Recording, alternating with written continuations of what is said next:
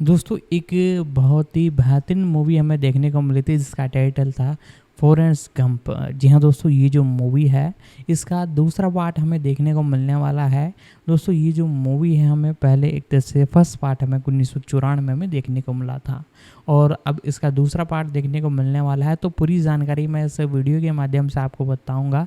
तो वीडियो को लाइक कर दीजिएगा, चैनल को सब्सक्राइब कर दीजिएगा, बेल आइकन दबाकर इसे ऑल पर सेट कर दीजिएगा ताकि हमारी जितनी भी अपकमिंग वीडियो है वो आप तक पहुंचती रहे। तो इसके बारे में अब हम जानना चालू करते हैं। फॉरेस्ट गंप 2 रॉबर्ट जेमेकिस द्वारा निर्देशित अमेरिकी कॉमेडी ड्रामा फिल्म है।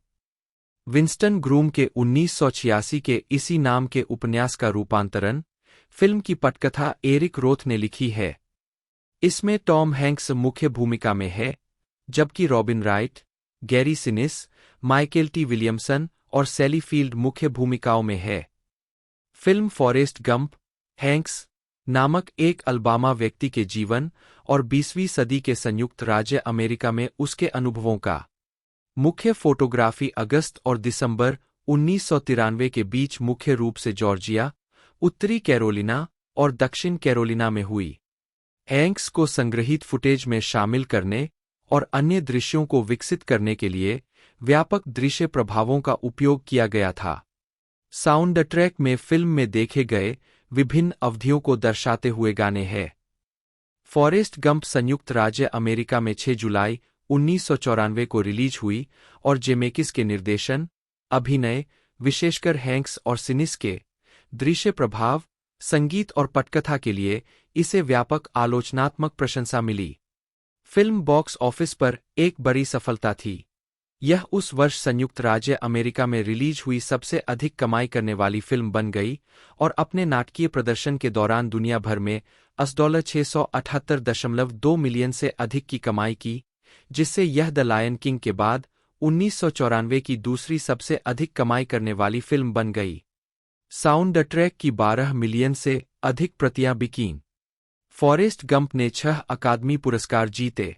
सर्वश्रेष्ठ फिल्म, सर्वश्रेष्ठ निर्देशक, हैंक्स के लिए सर्वश्रेष्ठ अभिनेता, सर्वश्रेष्ठ रूपांतरित पटकथा, सर्वश्रेष्ठ दृश्य प्रभाव और सर्वश्रेष्ठ फिल्म संपादन।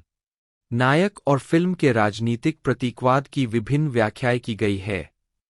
2011 में लाइब्रेरी ऑफ कांग्रेस ने फिल्म को सांस्कृतिक, ऐतिहासिक या सौंदर्य की दृष्टि से महत्वपूर्ण होने के कारण संयुक्त राज्य अमेरिका की राष्ट्रीय फिल्म रजिस्ट्री में संरक्षण के लिए चुना। फॉरेस्ट गंप को हिंदी में लाल सिंह चड्ढा 2022 के रूप में बनाया गया था, जिसमें एक रूपांतरित कहानी थी जिसमें आमिर खान ने नायक की भूमिका निभाई थी।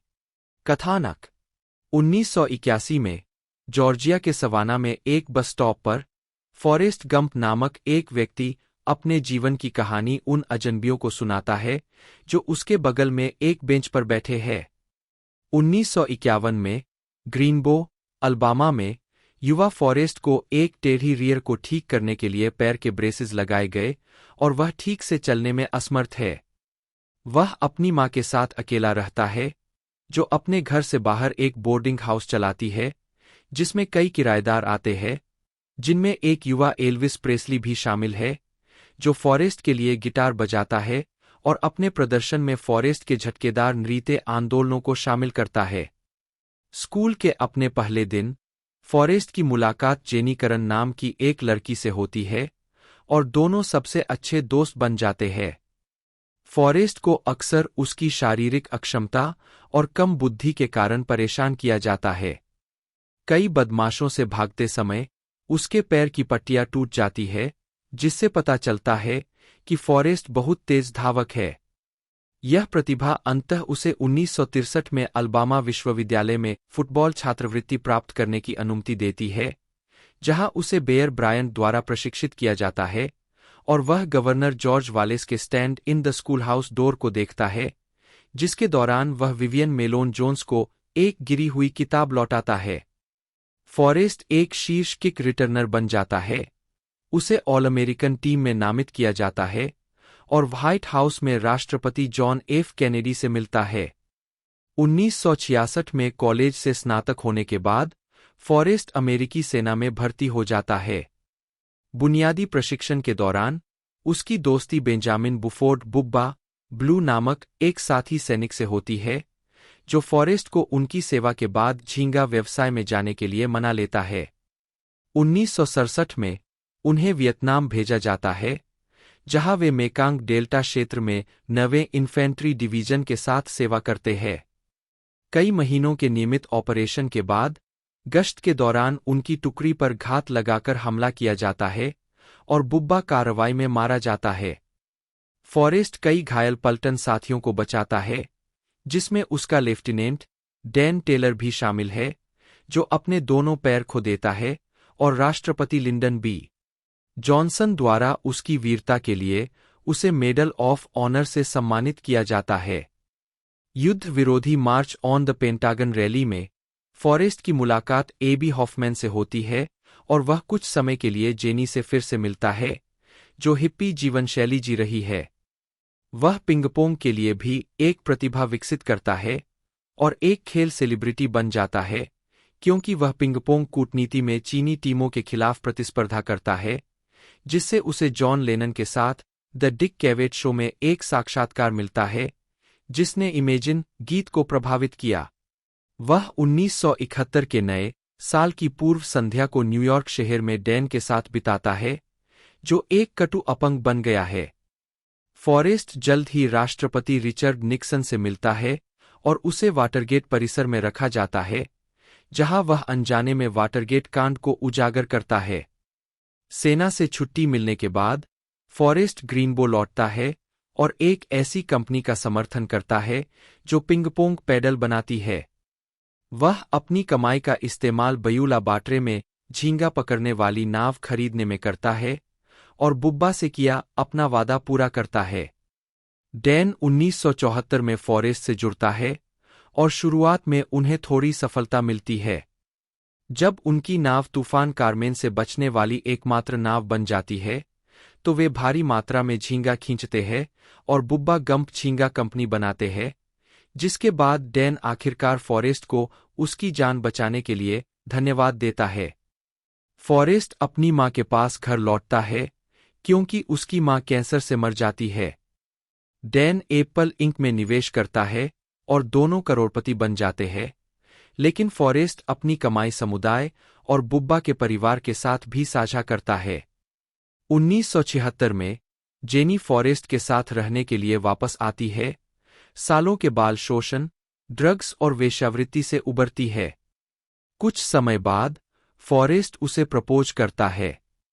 वह फॉरेस्ट से कहती है कि वह उससे प्यार करती है और दोनों सेक्स करते हैं, लेकिन अगली सुबह वह चली जाती है।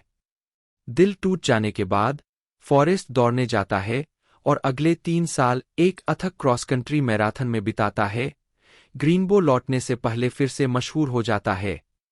1981 में फॉरेस्ट ने खुलासा किया कि वह बस स्टॉप पर इंतजार कर रहा है, क्योंकि उसे जेनी से एक पत्र मिला है, जिसने उसे उससे मिलने के लिए कहा है।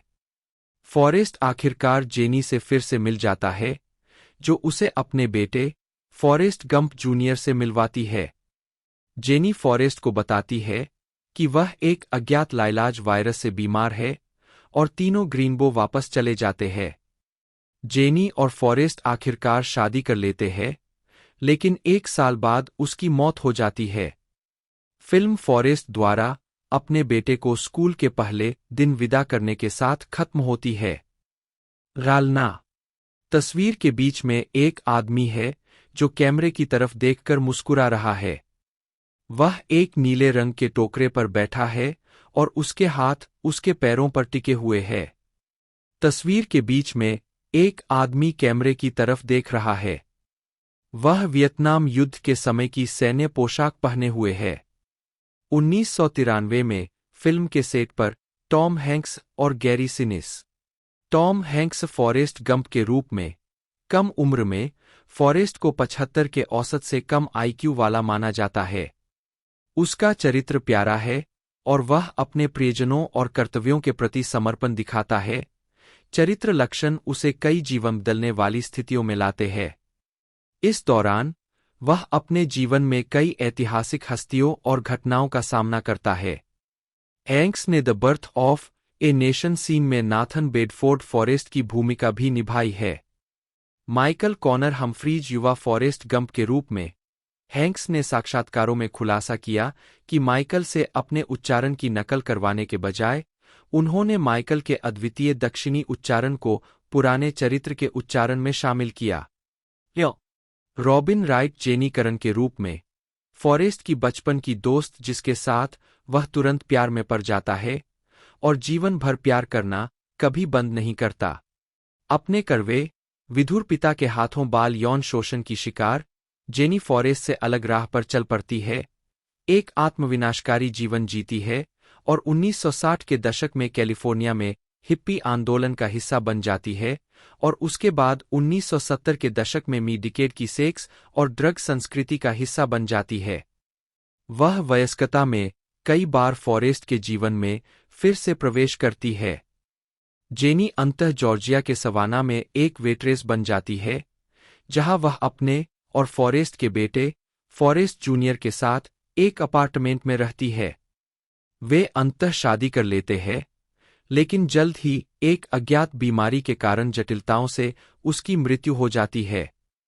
मूल उपन्यास के लेखक विंस्टन ग्रूम ने इस अज्ञात बीमारी को हेपेटाइटिस सी बताया था, जो अप्रैल 1989 में परिभाषित होने तक खुद एक अज्ञात वायरस था। 7-8 हालांकि फिल्म के कुछ निर्माताओं ने कहा है कि उनका इरादा अज्ञात बीमारी को HIV एड्स बताने का था। 9/11 हैना आर हॉल युवा जेनी करन के रूप में। Gary Sinise lieutenant Dan Taylor के रूप में। वियतनाम युद्ध के दौरान फॉरेस्ट और बुब्बा ब्लू के प्लाटून लीडर, जिनके पूर्वज हर अमेरिकी युद्ध में मारे गए हैं और जो इसे अपनी नीति मानते हैं। एक घात में अपने पैर खोने और फॉरेस्ट द्वारा अपनी इच्छा के विरुद्ध बचाए जाने के बाद, वह शुरू में फॉरेस्ट के प्रति कटु और विरोधी है, क्योंकि उसने उसे अपंग बना दिया और उसे उसके परिवार के भाग्य से वंचित कर दिया। वह गहरे अवसाद में चला गया। बाद में वह बुब्बा गंप श्रिम्प कंपनी में फॉरेस्ट के पहले साथी के रूप में काम करता है, अधिकांश ऑर्डर देता है, फॉरेस्ट के साथ अमीर बन जाता है और जीने की अपनी इच्छा को पुनः प्राप्त करता है। वह अंततः माफ कर देता है और अपनी जान बचाने के लिए फॉरेस्ट को धन्यवाद देता है। फिल्म के अंत तक वह अपनी मंगेतर सुसान से शादी करने के लिए प्रतिबद्ध हो जाता है और जादुई पैर पहनता है, टाइटेनियम मिश्र धातु के कृत्रिम अंग जो उसे फिर से चलने की अनुमति देते हैं। Michael T Williamson Benjamin Buford बुब्बा Blue के रूप में। बुब्बा को मूल रूप से बुब्बा गंप श्रिम्प कंपनी में वरिष्ठ भागीदार माना जाता था, लेकिन वियतनाम में उनकी मृत्यु के कारण उनके प्लाटून लीडर डैन टेलर ने उनकी जगह ले ली। कंपनी ने मरणोपरांत उनका नाम रखा। बाद में फॉरेस्ट ने बुब्बा की मां, मार्लेना स्मॉल्स, को बुब्बा के व्यवसाय का हिस्सा दे दिया। पूरे फिल्मांकन के दौरान विलियमसन ने बुब्बा के उभरे हुए होंठ बनाने के लिए एक लिप अटैचमेंट पहना। शार सैली फील्ड मिसेज गंप के रूप में। फॉरेस्ट की मां। फील्ड ने चरित्र पर विचार करते हुए कहा, वह एक ऐसी महिला है जो अपने बेटे से बिना शर्त प्यार करती है। उसके बहुत से संवाद नारे जैसे लगते हैं और यही उसका इरादा है। 13 Haley Joel Osment Forrest Gump junior के रूप में। ओसमेंट को फिल्म में तब लिया गया जब कास्टिंग डायरेक्टर ने उन्हें 1993 के पिज़्ज़ा हट विज्ञापन में देखा। यह उनकी पहली फीचर फिल्म भूमिका थी। 14-15 पीटर डॉबसन एल्विस प्रेस्ली के रूप में। हालांकि कर्ट रसेल को श्रेय नहीं दिया गया था, उन्होंने दृश्य में एल्विस के लिए आवाज दी थी। 16 डिक कैवेट खुद के रूप में। कैवेट ने 1970 के दशक में खुद का एक कम उम्र का संस्करण निभाया, जिसमें उन्हें युवा दिखाने के लिए मेकअप लगाया गया था। नतीजतन कैवेट फिल्म में एकमात्र प्रसिद्ध व्यक्ति है जिन्होंने जॉन लेनन, अल्बामा के गवर्नर जॉर्ज वालेस और राष्ट्रपति John F Kennedy, Lyndon B Johnson और रिचर्ड निक्सन जैसे अभिलेखीय फुटेज के उपयोग के बजाय एक कैमियो भूमिका निभाई है। 17 सैम एंडरसन प्रिंसिपल हैनकॉक के रूप में। फॉरेस्ट के प्राथमिक विद्यालय के principal. Jeffrey Blake Wesley. SDS समूह का सदस्य और जेनी का अपमानजनक प्रेमी। Siobhan Fallon Hogan Dorothy Harris के रूप में स्कूल बस चालक जो फॉरेस्ट और बाद में उसके बेटे को स्कूल ले जाता है।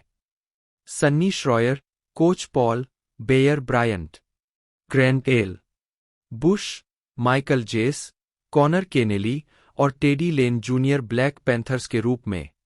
Richard D'Alessandro, Abbie Hoffman, Tiffany Salerno और मार्ला सुचारेज्जा चालाक, कार्ला और लॉन्गलिम्स लेनोर के रूप में। वेश्याओं का एक जोड़ा जिसके साथ फॉरेस्ट और डैन नए साल की शाम बिताते हैं और बाद में दूर हो जाते हैं।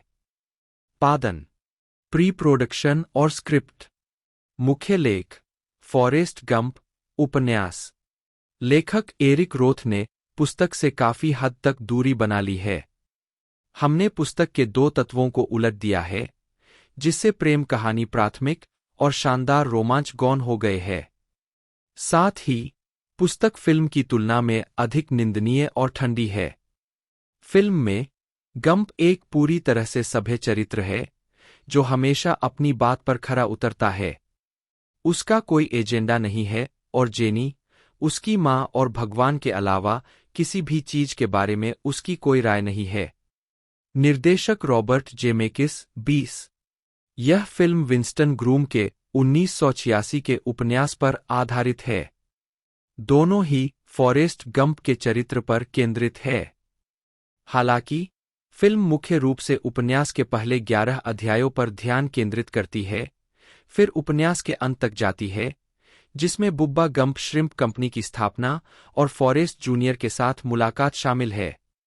उपन्यास के कुछ हिस्सों को छोड़ने के अलावा फिल्म गंप के जीवन के कई पहलुओं को जोड़ती है जो उपन्यास में नहीं है, जैसे कि एक बच्चे के रूप में उसके पैर में ब्रेस की जरूरत और संयुक्त राज्य अमेरिका में उसकी दौड़।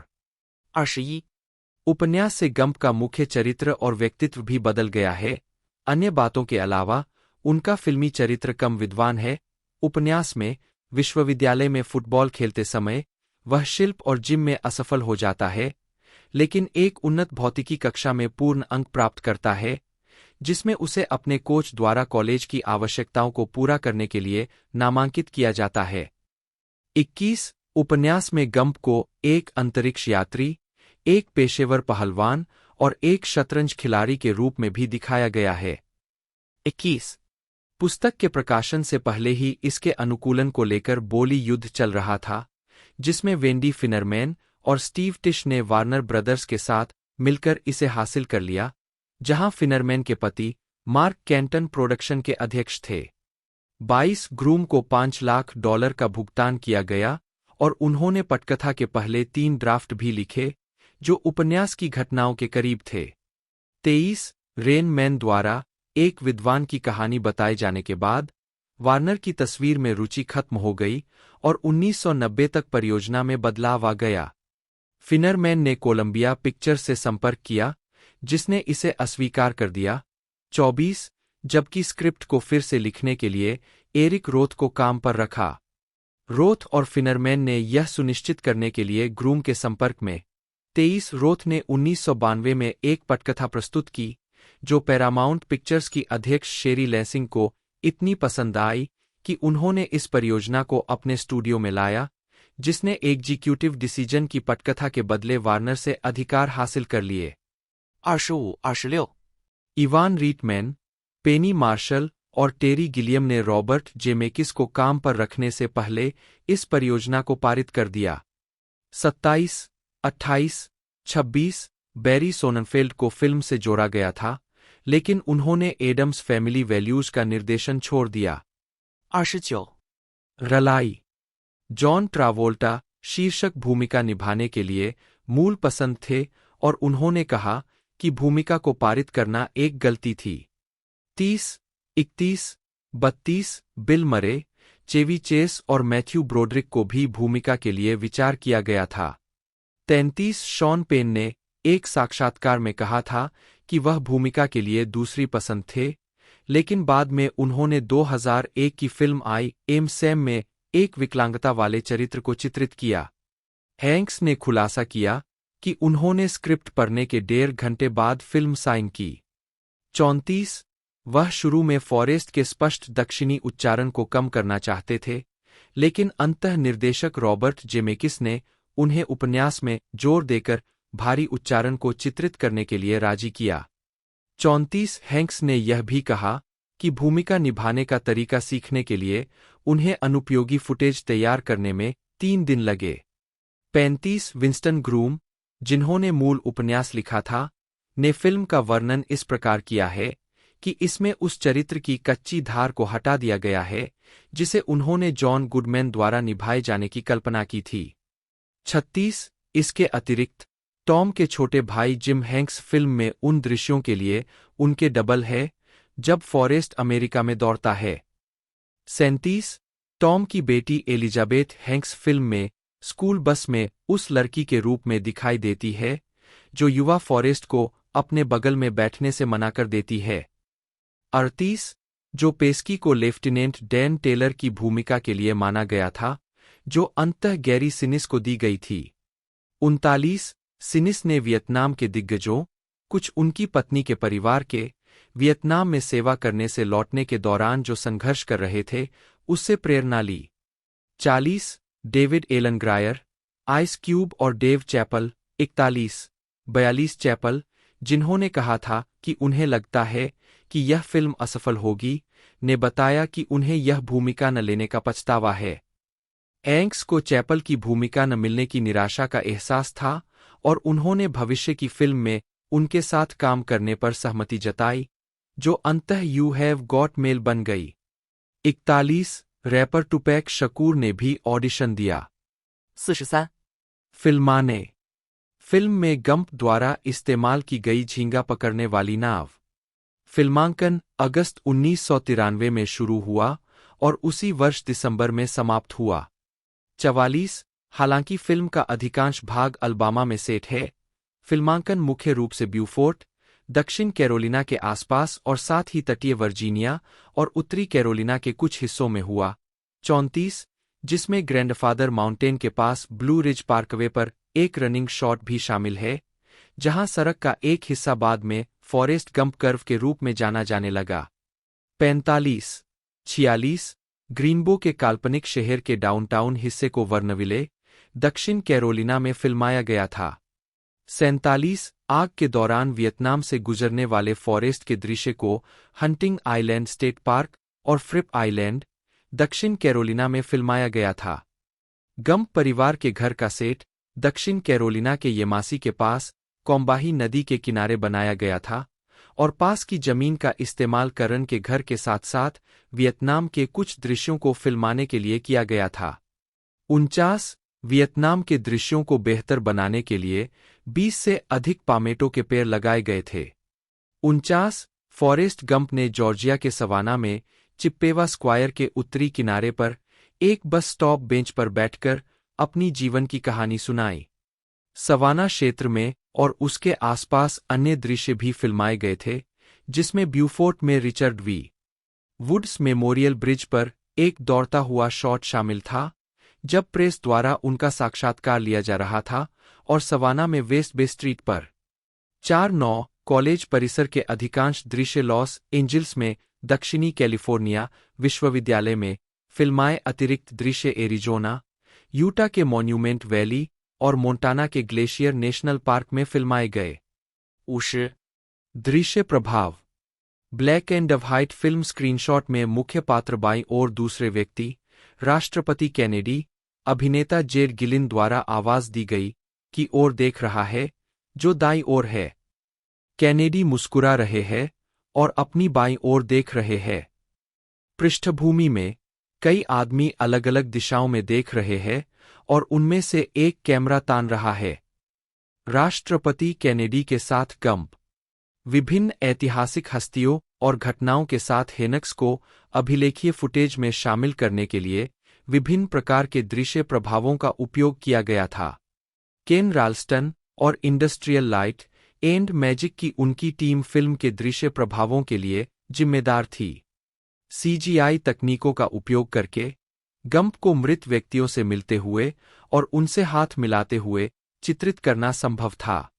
हैंक्स को पहले संदर्भ मार्करों के साथ एक नीली स्क्रीन पर शूट किया गया था ताकि वह पुरालेख फुटेज के साथ लाइन अप कर सके। 51 ऐतिहासिक शख्सियतों की आवाज रिकॉर्ड करने के लिए आवाज अभिनेताओं को फिल्माया गया और नए संवाद के लिए लिपसिंकिंग को बदलने के लिए विशेष प्रभावों का इस्तेमाल किया गया। 20 अभिलेखीय फुटेज का इस्तेमाल किया गया और क्रोमा की, इमेज वॉर्पिंग, मॉर्फिंग और रोटोस्कोपिंग जैसी तकनीकों की मदद से हैंक्स को इसमें एकीकृत किया गया। वियतनाम युद्ध के एक दृश्य में गंप बुब्बा को आने वाले नेपाम हमले से दूर ले जाता है। प्रभाव पैदा करने के लिए स्टंट अभिनेताओं को शुरू में कंपोजिंग उद्देश्यों के लिए इस्तेमाल किया गया था। फिर हैंक्स और विलियमसन को फिल्माया गया, जिसमें विलियमसन को केबल वायर द्वारा सहारा दिया गया था, जबकि हैंक्स उनके साथ भाग रहे थे। फिर विस्फोट को फिल्माया गया और अभिनेताओं को विस्फोटों के ठीक सामने दिखाई देने के लिए डिजिटल रूप से जोड़ा गया।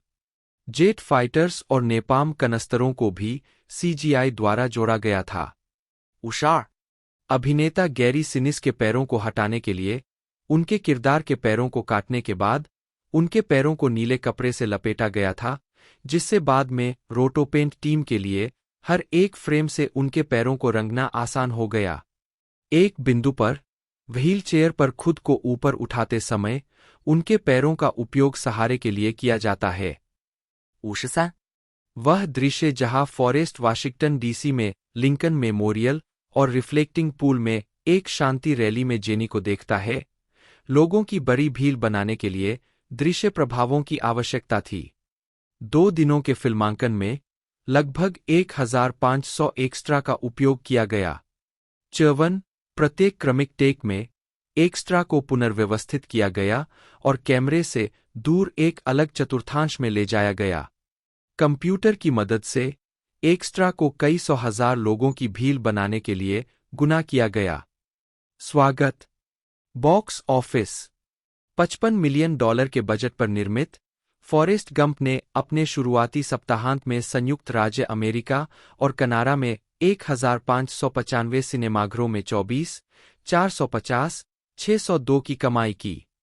मोशन पिक्चर बिजनेस कंसल्टेंट और पटकथा लेखक जेफरी हिल्टन ने निर्माता वेंडी फिनरमैन को फिल्म के शुरुआती प्रिंट को देखने के आधार पर फिल्म मार्केटिंग बजट को दोगुना करने का सुझाव दिया।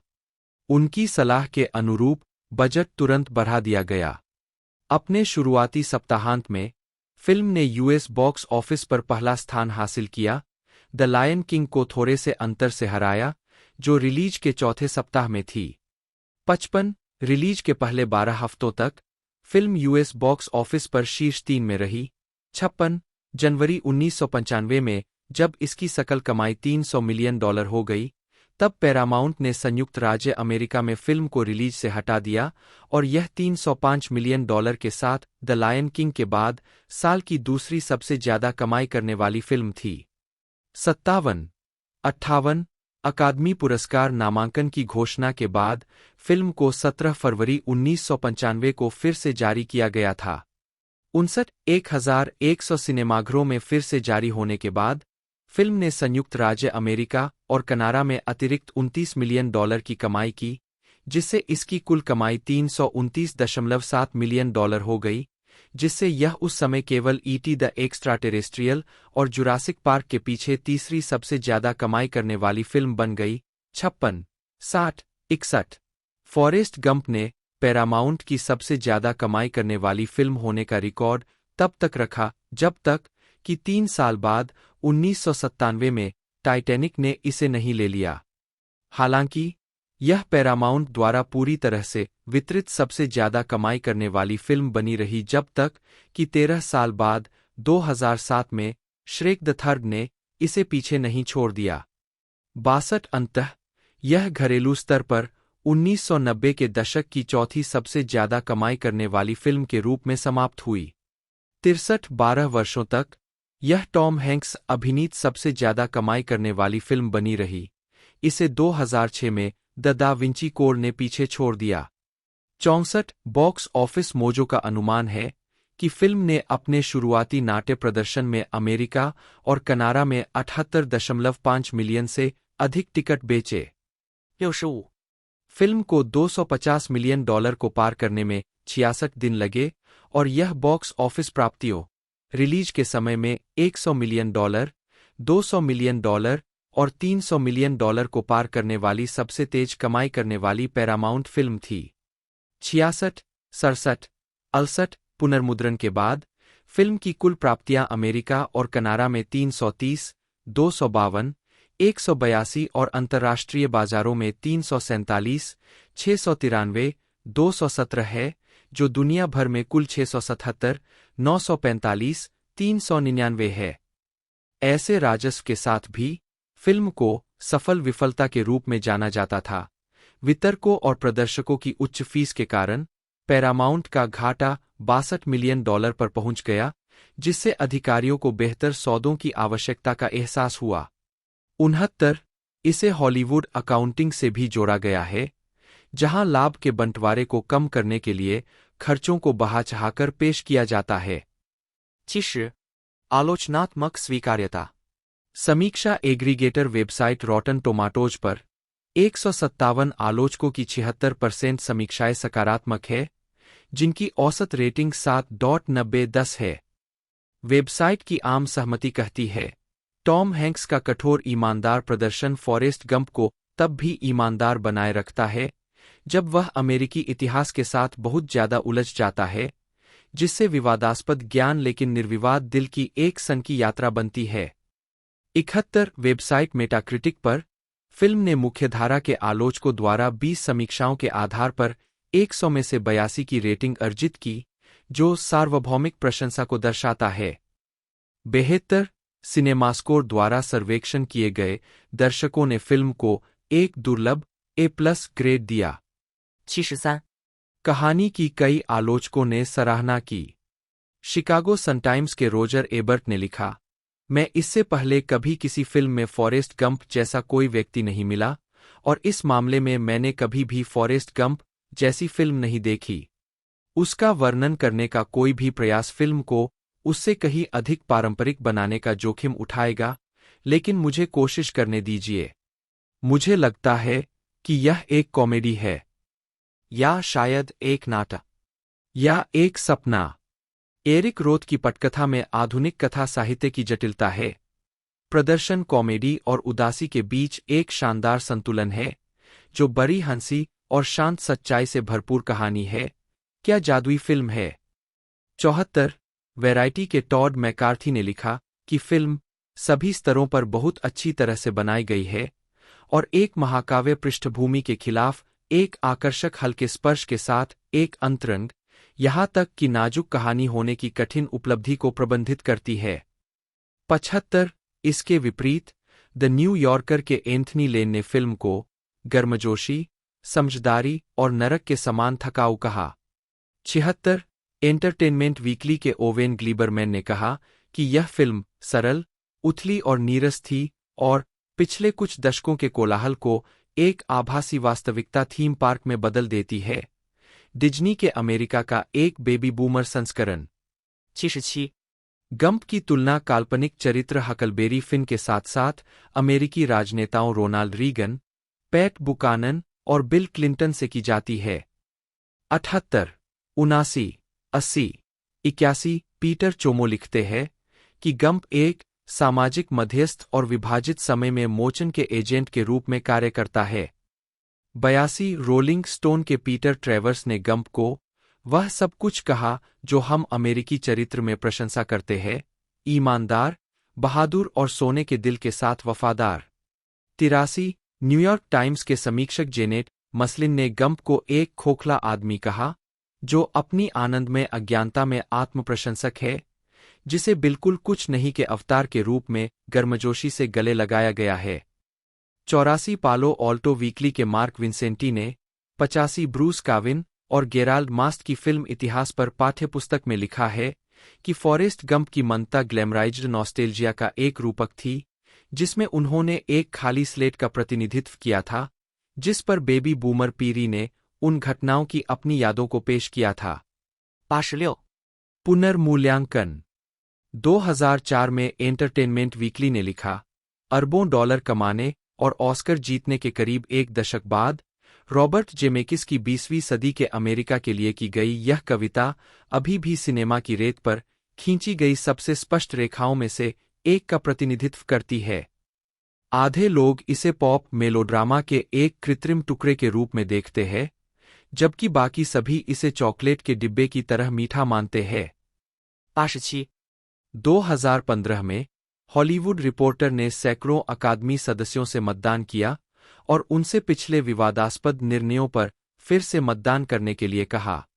अकादमी सदस्यों ने कहा कि अगर उन्हें दूसरा मौका दिया जाए तो वे 1994 के सर्वश्रेष्ठ फिल्म के ऑस्कर को द शॉशैंक रिडेम्पशन को दे देंगे। 88 लेखक भुगतान विवाद। विंस्टन ग्रूम को उनके उपन्यास फॉरेस्ट गंप के स्क्रीनप्ले अधिकारों के लिए $350,000 का भुगतान किया गया था और उन्हें फिल्म के शुद्ध लाभ के 3% हिस्से के लिए अनुबंधित किया गया था। 89 हालांकि पैरामाउंट और फिल्म के निर्माताओं ने उन्हें प्रतिशत का भुगतान नहीं किया, हॉलीवुड अकाउंटिंग का उपयोग करके यह स्थापित किया कि ब्लॉकबस्टर फिल्म ने पैसे खो दिए। इसके विपरीत टॉम हैंक्स ने वेतन के बजाय फिल्म की सकल प्राप्तियों के प्रतिशत हिस्से के लिए अनुबंध किया और उन्हें और निर्देशक जेमेकिस को प्रत्येक को $40 मिलियन मिले। 90 इसके अलावा ग्रूम का फिल्म के 6 ऑस्कर विजेता भाषणों में से किसी में भी एक बार उल्लेख नहीं किया गया था। 91 ग्रूम का पैरामाउंट के साथ विवाद बाद में प्रभावी ढंग से हल हो गया जब ग्रूम ने घोषणा की कि वह पैरामाउंट के उनके लेखांकन के स्पष्टीकरण से संतुष्ट है। यह ग्रूम को अपनी एक अन्य पुस्तक गंप एंड कंपनी के फिल्म अधिकारों के लिए पैरामाउंट के साथ सातांकरा अनुबंध प्राप्त करने के साथ मेल खाता है। 92 यह फिल्म कभी नहीं बनी, कम से कम 1 दर्जन वर्षों तक विकास नरक में रही। 93 होम वीडियो। फॉरेस्ट गंप को पहली बार 27 अप्रैल 1995 को VHS पर और उसके अगले दिन लेजरडिस्क पर रिलीज किया गया था। लेजरडिस्क THX प्रमाणित थी और बिना अध्यायों के रिलीज की गई थी, जिससे फिल्म को शुरू से अंत तक देखा जाना जरूरी हो गया था। उस दौर की फिल्म पत्रिकाओं ने कहा कि यह जेमेकिस के अनुरोध पर था, जो चाहते थे कि दर्शक पूरी फिल्म का आनंद लें। यह 12 मिलियन से ज्यादा की बिक्री के साथ सबसे ज्यादा बिकने वाला वयस्क सेल-थ्रू वीडियो बन गया। 94 एक साल बाद 10 सितंबर 1996 को एक वाइडस्क्रीन VHS रिलीज की शुरुआत हुई। 95 इसे 28 अगस्त 2001 को 2 डिस्क DVD सेट में रिलीज किया गया। 96 विशेष विशेषताओं में निर्देशक और निर्माता की टिप्पणियां, प्रोडक्शन फीचर और स्क्रीन टेस्ट शामिल थे। 97 फिल्म नवंबर 2009 में ब्लूरे पर रिलीज हुई थी। 98 पैरामाउंट ने जून 2018 में अल्ट्रा HD ब्लूरे पर फिल्म रिलीज की। 99 7 मई 2019 को पैरामाउंट पिक्चर्स ने एक नया रिमास्टर्ड 2 डिस्क ब्लूरे रिलीज किया, जिसमें बोनस सामग्री शामिल है। पुरस्कार। मुख्य लेख। फॉरेस्ट गंप को प्राप्त पुरस्कारों की सूची। फॉरेस्ट गंप ने 67वें एकेडमी अवार्ड्स में सर्वश्रेष्ठ फिल्म, सर्वश्रेष्ठ मुख्य भूमिका में अभिनेता हैंक्स ने पिछले साल फिलाडेल्फिया के लिए जीता था, सर्वश्रेष्ठ निर्देशक, सर्वश्रेष्ठ दृश्य प्रभाव, सर्वश्रेष्ठ रूपांतरित पटकथा और सर्वश्रेष्ठ फिल्म संपादन का पुरस्कार जीता।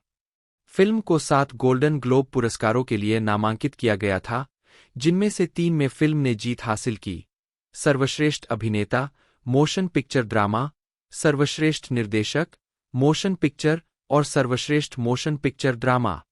फिल्म को 6 सैटर्न पुरस्कारों के लिए भी नामांकित किया गया था और इसने 2 सर्वश्रेष्ठ फैंटेसी फिल्म और सर्वश्रेष्ठ सहायक अभिनेता फिल्म के लिए पुरस्कार जीते। फिल्म के कई पुरस्कारों और नामांकनों के अलावा इसे अमेरिकन फिल्म इंस्टीट्यूट द्वारा अपनी कई सूचियों में भी मान्यता दी गई है। यह फिल्म 100 साल, 100 चीयर्स में 37वें स्थान पर, 100 साल, 100 मूवीज में 71वें स्थान पर और 100 साल, 100 मूवीज 10वीं वर्षगांठ संस्करण में 76वें स्थान पर है। इसके अलावा माँ हमेशा कहती थी कि जीवन चॉकलेट के डिब्बे की तरह है। आपको कभी नहीं पता कि आपको क्या मिलने वाला है। उद्धरण 100 साल 100 मूवी उद्धरणों में 40वें स्थान पर था। 101 यह फिल्म एम्पायर की अब तक की 100 महानतम फिल्मों की सूची में 61वें स्थान पर भी रही। 102、दिसंबर 2011 में फॉरेस्ट गंप को लाइब्रेरी ऑफ कांग्रेस की नेशनल फिल्म रजिस्ट्री में संरक्षण के लिए चुना गया था। 103 रजिस्ट्री ने कहा कि फिल्म को इसके तकनीकी नवाचारों, विंटेज आर्काइवल फुटेज में गंप की डिजिटल प्रविष्टि, संस्कृति के भीतर इसकी प्रतिध्वनि जिसने गंप और अमेरिकी मासूमियत के संदर्भ में वह क्या प्रतिनिधित्व करता है, को लोक नायक के दर्जे तक पहुंचाया है और युग के दर्दनाक इतिहास के विवादास्पद पहलुओं के साथ चंचल और गंभीरता से जुड़ने का प्रयास के लिए सम्मानित किया गया। 104、अमेरिकी फिल्म संस्थान की सूचियाँ। AFI के 100 साल 100 फिल्में 71। AFI के 100 साल 100 फिल्म उद्धरण। माँ हमेशा कहती थी कि जीवन चॉकलेट के डिब्बे जैसा है। आपको कभी नहीं पता होता कि आपको क्या मिलने वाला है। 井号40、AFI के 100 वर्ष 100 चीयर्स 37। AFI के 100 साल 100 फिल्में 10वीं वर्षगांठ संस्करण 76। प्रतीकों। पंख। मैं अंदर के बच्चे का खराब संस्करण नहीं बनना चाहता, लेकिन फॉरेस्ट गंप की बच्चों जैसी मासूमियत कभी हम सभी में थी। यह एक भावनात्मक यात्रा है। आप हंसते हैं और रोते हैं।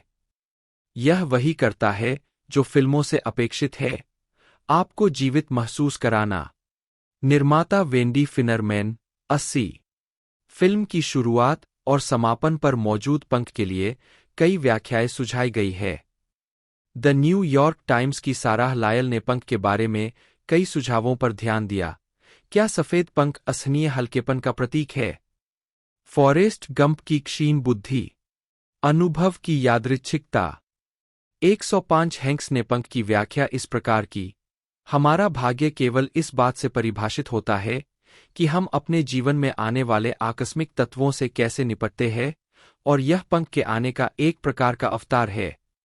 यह एक ऐसी चीज है जो कहीं भी उतर सकती है और यह आपके पैरों पर उतरती है। इसके धार्मिक निहितार्थ वास्तव में बहुत बड़े हैं। 106 सैली फील्ड ने पंख की तुलना भाग्य से करते हुए कहा, यह हवा में उड़ता है और बस यहां या वहां छू जाता है। क्या यह योजनाबद्ध था या यह सिर्फ संयोग था? 107 विजुअल इफेक्ट सुपरवाइजर केन राल्स्टन ने पंख की तुलना एक अमूर्त पेंटिंग से की। यह इतने सारे लोगों के लिए बहुत सारे अर्थ रख सकता है। राजनीतिक व्याख्याएं। एंक्स कहते हैं कि फिल्म गैर राजनीतिक है और इसलिए गैर निर्णयात्मक है। 80 फिर भी 1994 में CNN के क्रॉसफायर ने इस बात पर बहस की कि क्या फिल्म रूढ़िवादी मूल्यों को बढ़ावा देती है या 1960 के दशक की प्रतिसंस्कृति का अभियोग है। थॉमस बायर्स ने मॉडर्न फिक्शन स्टडीज लेख में इसे एक आक्रामक रूढ़िवादी फिल्म कहा। 109、पूरे राजनीतिक मानचित्र पर लोग फॉरेस्ट को अपना कह रहे हैं, लेकिन फॉरेस्ट गंप राजनीति या रूढ़िवादी मूल्यों के बारे में नहीं है। यह मानवता, सम्मान, सहिष्णुता और बिना शर्त प्यार के बारे में है। निर्माता स्टीव टिश 109। यह देखा गया है कि जहां गंप बहुत रूढ़िवादी जीवनशैली का पालन करता है, वहीं जेनी का जीवन प्रतिसांस्कृतिक आलिंगन से भरा हुआ है, जिसमें नशीली दवाओं का उपयोग, संकीर्णता और युद्धविरोधी रैलियां शामिल है, और यह कि उनका अंतिम विवाह एक तरह का मेलमिलाप हो सकता है। 74 जेनिफर हाईलैंड वांग ने सिनेमा जर्नल के एक लेख में तर्क दिया है कि एक अनाम वायरस से जेनी की मृत्यु, उदार अमेरिका की मृत्यु और 1960 के दशक में एक दशक को परिभाषित करने वाले विरोध प्रदर्शनों की मृत्यु का प्रतीक है। वह यह भी नोट करती है कि फिल्म के पटकथा लेखक एरिक रोथ ने उपन्यास से पटकथा विकसित की और जेनी को गंप की सभी खामियां और 1960 और 1970 के दशक में अमेरिकियों द्वारा की गई अधिकांश ज्यादतियां हस्तांतरित कीं। 82。 अन्य टिप्पणीकारों का मानना है कि फिल्म ने 1994 की रिपब्लिकन क्रांति की भविष्यवाणी की और आंदोलन के नेता न्यूट गिंगरिच के पारंपरिक रूढ़िवादी मूल्यों को बढ़ावा देने के लिए फॉरेस्ट गंप की छवि का इस्तेमाल किया। जेनिफर हाईलैंड वांग ने देखा कि फिल्म 1950 के दशक को आदर्श बनाती है, जैसा कि गंप के दक्षिणी बचपन में केवल गोरों के लिए संकेतों की कमी से स्पष्ट होता है, और 1960 के दशक को सामाजिक संघर्ष और भ्रम की अवधि के रूप में देखती है। उनका तर्क है कि दशकों के बीच यह तीव्र अंतर प्रतिसंस्कृति मूल्यों की आलोचना करता है और रूढ़िवाद की पुष्टि करता है। 82 वांग का तर्क है कि फिल्म का इस्तेमाल रिपब्लिकन राजनेताओं द्वारा कांग्रेस के चुनावों के लिए मतदाताओं को अपनी विचारधारा की ओर आकर्षित करने के लिए हाल के इतिहास के पारंपरिक संस्करण को चित्रित करने के लिए किया गया था। 82 राष्ट्रपति पद के उम्मीदवार बॉब डोल ने कहा कि फिल्म का संदेश था, चाहे कितनी भी बड़ी प्रतिकूलता क्यों न हो, अमेरिकी सपना हर किसी की पहुंच में है। 82。 1995 में नेशनल रिव्यू ने फॉरेस्ट गंप को सर्वश्रेष्ठ 100 रूढ़िवादी फिल्मों की अपनी सूची में शामिल किया, 110, और इसे पिछले 25 वर्षों की 25 सर्वश्रेष्ठ रूढ़िवादी फिल्मों की सूची में चौथे स्थान पर रखा। 111 नेशनल रिव्यू के जॉन मिलर ने लिखा कि टॉम हैंक्स शीर्षक चरित्र की भूमिका निभाते हैं, एक मिलनसार मूर्ख जो 1960 के दशक के घातक मूल्यों को अपनाने के लिए बहुत अधिक चतुर है। उनके जीवन का प्यार, जिसे रॉबिन राइट पेन ने शानदार ढंग से निभाया है, एक अलग रास्ता चुनता है। वह एक नशीली दवाओं की लत वाली हिप्पी बन जाती है, जिसके विनाशकारी परिणाम होते हैं। 112。 सेलिसबरी विश्वविद्यालय के प्रोफेसर जेम्स बर्टन का तर्क है कि रूढ़िवादियों ने फॉरेस्ट गंप को फिल्म की विषय वस्तु के बजाय 1994 के ऐतिहासिक और सांस्कृतिक संदर्भ के कारण अपना बताया। बर्टन का दावा है कि फिल्म की विषय वस्तु और विज्ञापन अभियान 1990 के दशक के सांस्कृतिक माहौल से प्रभावित थे, जिसमें पारिवारिक मूल्यों और अमेरिकी मूल्यों पर जोर दिया गया था, जिसका सार हॉलीवुड बनाम अमेरिका पुस्तक में दर्शाया गया है।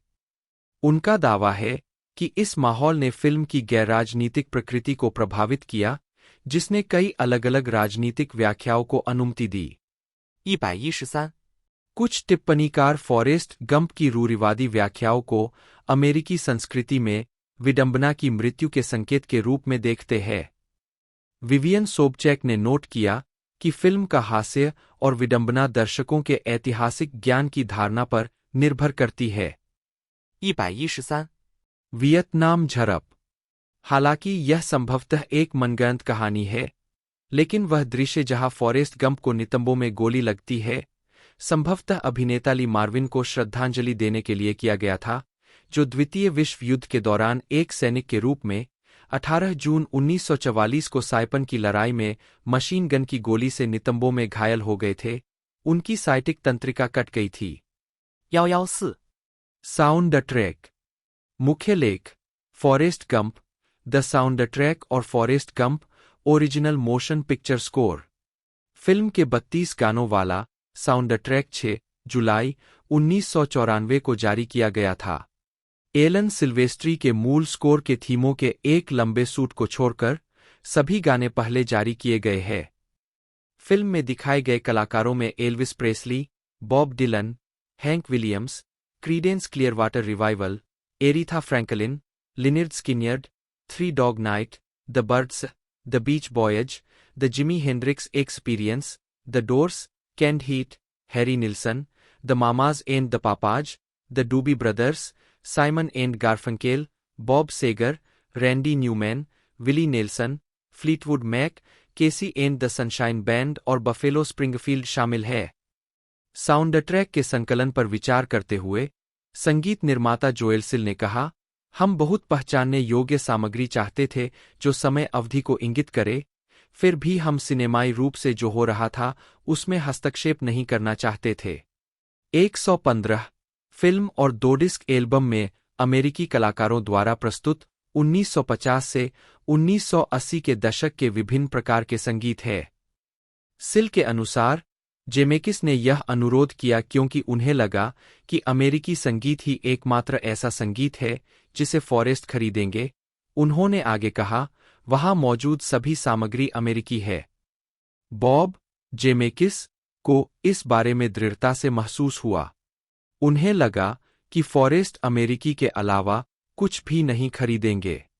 115 sound track billboard album chart पर नंबर 2 के शिखर पर पहुंच गया। 115 साउंड ट्रैक ने 12 मिलियन प्रतियां बेचीं और यह अमेरिका में सबसे अधिक बिकने वाले एल्बमों में से एक है। 116 फिल्म के लिए ऑस्कर नामांकित स्कोर एलन सिल्वेस्ट्री द्वारा रचित और निर्देशित किया गया था और 2 अगस्त 1994 को रिलीज किया गया था।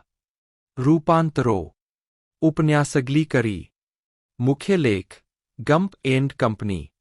सीक्वल की पटकथा 2001 में एरिक रोथ ने लिखी थी। यह मूल उपन्यास के सीक्वल गंप एंड कंपनी पर आधारित है, जिसे 1995 में विंस्टन ग्रूम ने लिखा था। रोथ की पटकथा फॉरेस्ट के बेंच पर बैठकर अपने बेटे के स्कूल से लौटने का इंतजार करने से शुरू होती है। 11 सितंबर के हमलों के बाद रोथ, जेमेकिस और हैंक्स ने फैसला किया कि कहानी अब प्रासंगिक नहीं है। 117 हालांकि मार्च 2007 में यह बताया गया कि पैरामाउंट के निर्माताओं ने पटकथा पर फिर से नजर डाली। 93 सीक्वल उपन्यास के पहले पन्ने पर फॉरेस्ट गंप पाठकों से कहता है, कभी भी किसी को अपने जीवन की कहानी पर फिल्म न बनाने दे, और चाहे वे सही हों या गलत, इससे कोई फर्क नहीं पड़ता। 118 पुस्तक का पहला अध्याय बताता है कि फिल्म के इर्दगिर्द की वास्तविक जीवन की घटनाओं को फॉरेस्ट की कहानी में शामिल किया गया है, और फिल्म के परिणामस्वरूप फॉरेस्ट को मीडिया का काफी ध्यान मिला। 21 सीक्वल उपन्यास के दौरान गंप टॉम हैंक्स से मिलता है और उपन्यास के अंत में फिल्म की रिलीज में गंप को द डेविड लेटरमैन शो में जाते और अकादमी पुरस्कार में भाग लेते हुए दिखाया गया है। भारतीय रीमेक मुख्य लेख लाल सिंह चड्ढा। अगस्त 2022 में रिलीज होने वाली भारतीय फिल्म लाल सिंह चड्ढा, जिसमें आमिर खान और करीना कपूर मुख्य भूमिका में है, फॉरेस्ट गंप की अधिकृत रीमेक है, जो 1970 के दशक के अंत और 2010 के दशक के बीच भारत में सेट है। फिल्म का निर्देशन अद्वैत चंदन ने किया था और इसका निर्माण Aamir Khan productions, Viacom 18 studio और पैरामाउंट पिक्चर्स ने किया था। 119 यह भी देखे बुब्बा गंप श्रिम्प कंपनी, फिल्म पर आधारित एक वास्तविक अमेरिकी रेस्तरां श्रृंखला। अमेरिकी फुटबॉल फिल्मों की सूची। एथलेटिक्स खेल पर आधारित फिल्मों की सूची। रॉबर्ट ली जेमेकिस, जन्म 14 मई 1952, 3, एक अमेरिकी फिल्म निर्माता है। वे पहली बार action adventure romantic comedy Romancing the Stone 1984, science fiction comedy Back to the Future trilogy 1985 से 1990 और live action animated comedy Who Framed Roger Rabbit 1988 के निर्देशक के रूप में लोगों के ध्यान में आए। इसके बाद उन्होंने व्यंग्यपूर्ण ब्लैक कॉमेडी डेथ बिकम्स हर 1992 का निर्देशन किया और फिर अधिक नाटकीय फिल्मों में विविधता लाई, जिसमें बेस्ट पिक्चर विजेता फिल्म फॉरेस्ट गंप 1994 4 शामिल है, जिसके लिए उन्होंने सर्वश्रेष्ठ निर्देशक का अकादमी पुरस्कार जीता। जेमेकिस को दृश्य प्रभावों में एक प्रवर्तक माना जाता है। 5-6 अत्याधुनिक विशेष प्रभावों की उनकी खोज में Back to the Future Part 2 1989 और फॉरेस्ट गंप में लाइव एक्शन फुटेज में डाले गए कंप्यूटर ग्राफिक्स का प्रारंभिक उपयोग, हु फ्रेम्ड रोजर रैबिट में लाइव एक्शन फुटेज में हाथ से तैयार एनिमेशन का सम्मिलन और The Polar Express 2004, Beowulf 2007, A Christmas Carol 2009 और वेलकम टू मार्वेन 2018 में देखी गई प्रदर्शन कैप्चर तकनीकें शामिल है। उन्हें संगीतकार एलन सिल्वेस्ट्री के साथ उनके सहयोग के लिए जाना जाता है, जिनके साथ उन्होंने रोमांसिंग द स्टोन के बाद से काम किया है। डेविड थॉमसन, एक प्रमुख फिल्म समीक्षक, ने लिखा है कि किसी अन्य समकालीन निर्देशक ने विशेष प्रभावों का अधिक नाटकीय और कथात्मक उद्देश्य के लिए उपयोग नहीं किया है। प्रारंभिक जीवन। रॉबर्ट ली जेमेकिस का जन्म 14 मई 1952 को शिकागो में हुआ था। 7 वे रोजा, नी नेस्पेका, 8 और अल्फोंस जेमेकिस के बेटे थे। 9 उनके पिता लिथुआनियाई अमेरिकी थे, जबकि उनकी मां इतालवी अमेरिकी थीं। जेमेकिस शहर के दक्षिण की ओर पले बड़े। 10 उन्होंने एक कैथोलिक ग्रेड स्कूल और फिंगर अकादमी हाई स्कूल में पढ़ाई की। 11 जेमेकिस ने कहा है, सच्चाई यह थी कि मेरे परिवार में कोई कला नहीं थी। मेरा मतलब है, वहाँ कोई संगीत नहीं था, कोई किताबें नहीं थीं, कोई थिएटर नहीं था। मेरे पास जो एकमात्र चीज थी जो प्रेरणादायक थी, वह थी टेलीविजन, और यह वास्तव में था। 11. बचपन में उन्हें टेलीविजन बहुत पसंद था और वे अपने माता-पिता के 8 मिमी फिल्म होम मूवी कैमरे से मोहित हो गए थे। जन्मदिन और छुट्टियों जैसे पारिवारिक कार्यक्रमों को फिल्माने से शुरुआत करते हुए, उन्होंने धीरे-धीरे अपने दोस्तों के साथ कथात्मक फिल्में बनाना शुरू किया, जिसमें स्टॉप मोशन काम और अन्य विशेष प्रभाव शामिल थे। फिल्मों का आनंद लेने के साथ-साथ जेमेकिस एक उत्साही टीवी दर्शक बने रहे। उन्होंने कहा, आप टेलीविजन से जुड़ी समस्याओं के बारे में बहुत कुछ सुनते हैं, लेकिन मुझे लगता है कि इसने मेरी जान बचाई। टेलीविजन ने जेमेकिस को उनकी ब्लू कॉलर परवरिश के बाहर की दुनिया की पहली झलक दी। 11 विशेष रूप से, उन्होंने the tonight show starring Johnny Carson के एक एपिसोड में फिल्म स्कूलों के अस्तित्व के बारे में जाना। अपने पिता के साथ बोनी और क्लाइड देखने के बाद 12 जेमेकिस ने फैसला किया कि वह फिल्म स्कूल जाना चाहता है। उसके माता-पिता ने इस विचार को अस्वीकार कर दिया। जेमेकिस ने बाद में कहा, लेकिन केवल इस अर्थ में कि वे चिंतित थे।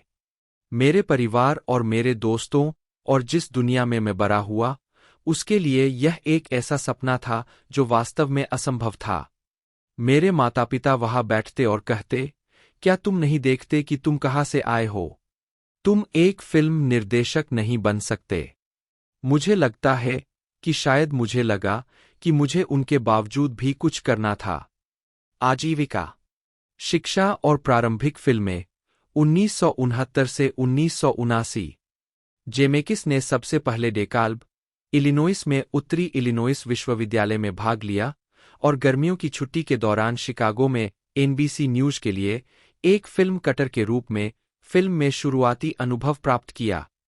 13 उन्होंने अपने गृह राज्य में विज्ञापनों का संपादन भी किया। 14 जेमेकिस ने एनआईयू से लॉस एंजिल्स, कैलिफोर्निया में यूनिवर्सिटी ऑफ सदर्न कैलिफोर्निया के स्कूल ऑफ सिनेमैटिक आर्ट्स में स्थानांतरित होने के लिए आवेदन किया और बीटल्स के एक गीत पर आधारित एक निबंध और एक संगीत वीडियो के बल पर फिल्म स्कूल में प्रवेश लिया। विश्वविद्यालय से खुद से न सुनने पर जेमेकिस ने फोन किया और बताया गया कि उसे उसके औसत ग्रेड के कारण अस्वीकार कर दिया गया था। उसने दूसरी तरफ के अधिकारी से एक भावुक दलील दी, जिसमें उसने समर स्कूल जाने और अपनी पढ़ाई में सुधार करने का वादा किया और आखिरकार स्कूल को उसे स्वीकार करने के लिए मना लिया।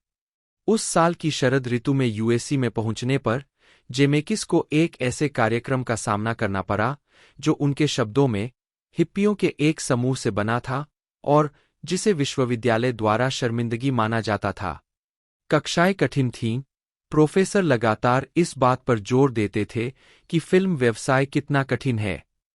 जेमेकिस को याद है कि इससे उन्हें ज्यादा परेशानी नहीं हुई। उन्होंने शिकागो में अपने पालन-पोषण से प्राप्त स्वस्थ संदेहवाद का हवाला दिया। 11. यूएससी में जेमेकिस की मुलाकात एक साथी छात्र, लेखक बॉब गेल से हुई। गेल ने बाद में याद किया, यूएससी में स्नातक छात्रों में बौद्धिकता का एक आवरण था। इसलिए बॉब और मैं एक दूसरे की ओर आकर्षित हुए क्योंकि हम हॉलीवुड फिल्में बनाना चाहते थे। हमें फ्रेंच न्यू वेव में कोई दिलचस्पी नहीं थी। हमें क्लिंट ईस्टवुड और जेम्स बॉन्ड और वॉल्ट डिज्नी में दिलचस्पी थी क्योंकि हम इसी तरह बड़े हुए थे। 15 जेमेकिस ने 1973 में यूएससी से स्नातक किया। 16 और उन्होंने और गेल ने टैंक और बोर्डेलो ऑफ ब्लर नामक अप्रकाशित पटकथाएं लिखीं, जिन्हें उन्होंने जॉन मिलियस को दिया, जिनमें से बाद में एक फिल्म बनाई गई जिसे 1996 में रिलीज किया गया। 17、18、19。 अपनी film A Field of Honor के लिए यूएससी में स्टूडेंट एकेडमी अवार्ड जीतने के परिणामस्वरूप 20 जेमेकिस स्टीवन स्पीलबर्ग के ध्यान में आए। स्पीलबर्ग ने कहा, वह मेरे सचिव के ठीक सामने से गुजरे और मुझे बैठाया और मुझे यह छात्र फिल्म दिखाई और मुझे लगा कि यह शानदार है, जिसमें पुलिस की गाड़ियां और दंगा है। यह सब एल्मर बर्नस्टीन के द ग्रेट एस्केप के स्कोर पर डब किया गया है। 15 स्पीलबर्ग जेमेकिस के गुरु बन गए और उनकी पहली 2 फिल्मों के कार्यकारी निर्माता बने, जिनमें से दोनों को गेल और जेमेकिस ने मिलकर लिखा था। स्पीलबर्ग ने I Wanna Hold Your Hand 1978, Nancy Allen अभिनीत और यूज्ड कार्स 1980, कर्ट रसेल अभिनीत का निर्माण किया। दोनों ही आलोचनात्मक रूप से सफल रहीं, लेकिन व्यावसायिक रूप से सफल नहीं रहीं। आई Wanna Hold Your hand Zemeckis की कई फिल्मों में से पहली थी जिसमें ऐतिहासिक शख्सियतों और मशहूर हस्तियों को शामिल किया गया था। उन्होंने बीटल्स की मौजूदगी का अनुकरण करने के लिए अभिलेखीय फुटेज और डबल्स का इस्तेमाल किया। अपनी पहली 2 फिल्मों और स्पीलबर्ग द्वारा निर्देशित 1941, 1979, गेल और जेमेकिस द्वारा लिखित की असफलता के बाद, इस जोड़ी ने ऐसी पटकथाएं लिखने के लिए ख्याति प्राप्त की जिन्हें हर कोई बहुत बढ़िया मानता था, लेकिन किसी तरह वे ऐसी फिल्मों में तब्दील नहीं हुई जिन्हें लोग देखना चाहते थे। 15、ब्रेकथ्रू और फॉरेस्ट गंप 1980 से 1997। उद्योग में अपनी प्रतिष्ठा के परिणामस्वरूप जेमेकिस को 1980 के दशक की शुरुआत में काम खोजने में परेशानी हुई, हालांकि वह और गेल व्यस्त रहे। उन्होंने अन्य निर्देशकों के लिए स्क्रिप्ट लिखीं, जिनमें ब्रायन डी पाल्मा के लिए कारपूल और स्पीलबर्ग के लिए ग्रोइंग अप शामिल है। दोनों में से कोई भी नहीं बनी। एक अन्य Zemeckis Gale project, Back to the Future, एक किशोर के बारे में है जो गलती से 1950 के दशक में वापस यात्रा करता है, जिसे हर प्रमुख स्टूडियो ने ठुकरा दिया था। 21 निर्देशक तब तक बेरोजगार थे जब तक माइकल डगलस ने उन्हें 1984 में रोमांसिंग द स्टोन का निर्देशन करने के लिए नहीं रखा। डगलस और कैथलीन टर्नर अभिनीत एक रोमांटिक एडवेंचर स्टोन के फ्लॉप होने की उम्मीद थी, इस हद तक कि फिल्म के रफ कट को देखने के बाद कॉन्टैक्ट 1997 के फिल्मांकन की देखरेख। रोमांसिंग द स्टोन के बाद जेमेकिस को समयात्रा वाली उनकी पटकथा का निर्देशन करने का मौका मिला। माइकल जे फॉक्स, ली थॉम्पसन, क्रिस्पिन ग्लोवर और क्रिस्टोफर लॉयड अभिनीत 1985 की यह फिल्म रिलीज होने पर बेहद सफल रही और इसके बाद इसके 2 सीक्वल आए, 1989 में Back to the Future Part 2 और 1990 में Back to the Future Part 3 के रूप में रिलीज हुए।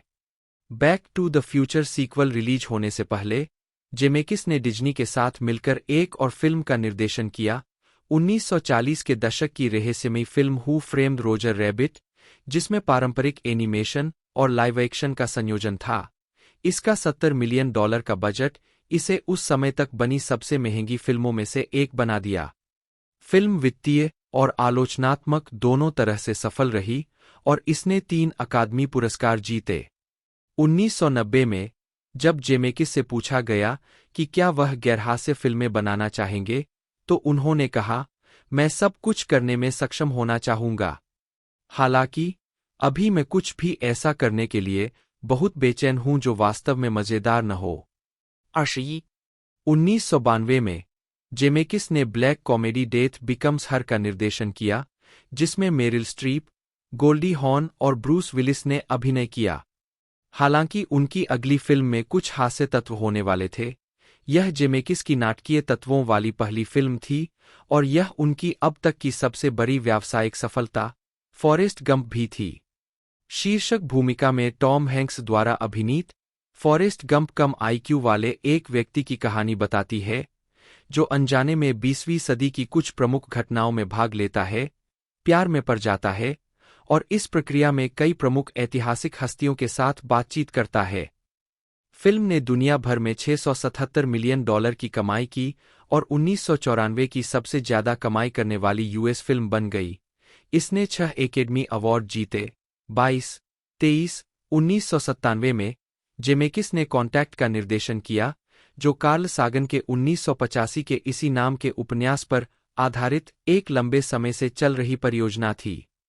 फिल्म एलेनोर एरोवे, जोडी फोस्टर पर केंद्रित है, जो मानती है कि उसने एलियंस के साथ संपर्क बना लिया है। 1990 के दशक की शुरुआत में उन्होंने साउथ साइड एम्यूजमेंट कंपनी की स्थापना की, जो बाद में इमेज मूवर्स बन गई।